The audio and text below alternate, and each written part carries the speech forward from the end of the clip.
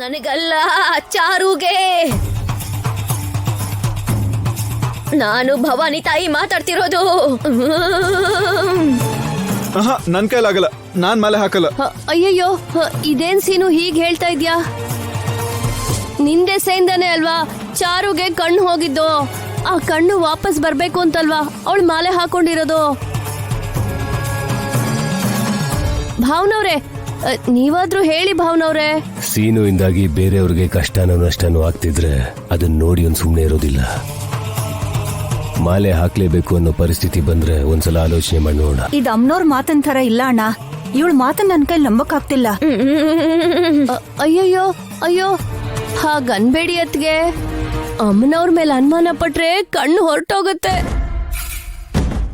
ಈಗ್ಲೇ ಈ ಮನೆಯಲ್ಲಿ ಚಾರು ಕಣ್ ಕಳ್ಕೊಂಡು ತುಂಬಾ ಕಷ್ಟ ಪಡ್ತಿದ್ದಾಳೆ. ಮತ್ತೆ ಇನ್ನೊಬ್ರಿಗ ನೋವು ಮಾತ್ರ ಬರಬಾರ್ದು. ಆದ್ಯಾ, ನಾನ್ ಮಾಲೆ ಹಾಕೊಂಡ್ರೆ 41 ದಿನ ನಿನ್ನಿಂದ ದೂರ ಇರಬೇಕು. ತುಂಬಾ ಕಷ್ಟ. ಈಗ ಅಟ್ಲೀಸ್ಟ್ ನಾವು ಮುದ್ದಾದ್ರೂ ಮಾಡ್ಬೋದು. ದೀಕ್ಷೆಯಲ್ಲಿದ್ರೆ ಎಲ್ಲ ಮರಿಬೇಕಾಗುತ್ತೆ. ನನ್ನ ನೀನೇ ಕಾಪಾಡಬೇಕು ಪ್ಲೀಸ್. ಇವಾಗ ನಿನಗೆ ಅರ್ಥ ಆಯ್ತಾ? ನಮ್ಮಿಬ್ರು ಪ್ಲಾನ್ ಅವಳಿಗೆ ಅರ್ಥ ಆಗಿದೆ.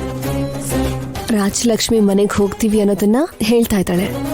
ಅದಕ್ಕೆ ನಿನಗೂ ಮಾಲೆ ಹಾಕಿಸ್ಬೇಕು ಅಂತ ಸುಳ್ಳು ಹೇಳ್ತಾ ಇದ್ದಾಳೆ. ಅರ್ಥ ಆಗ್ತಾ ಇದೆ. ಅವಳು ಆಟ ಆಡ್ತಾ ಇದ್ದಾಳೆ.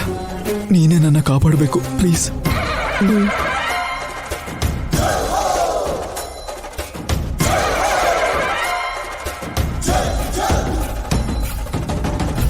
ಅಮ್ಮ, ಭವಾನಿ ತಾಯಿ, ಚಾರು ಬೇಕು ಅಂತಾನೆ ಇದೆಲ್ಲ ಮಾಡ್ತಿದ್ದಾಳೆ ಅಂತ ಅರ್ಥ ಆಗ್ತದೆ.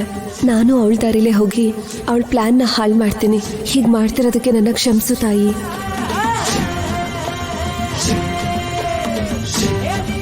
ಅಮ್ಮ, ಭವಾನಿ ತಾಯಿ, ನಿಜವಾಗ್ಲೂ ನೀವು ಚಾರು ಮೈ ಮೇಲೆ ಬಂದಿದ್ದೀರಾ ಅಂದ್ರೆ ನಮ್ಮೆಲ್ಲರನ್ನು ಆಶೀರ್ವಾದ ಮಾಡ್ತಿದ್ದೀರಾ ಅಂತಾನೆ.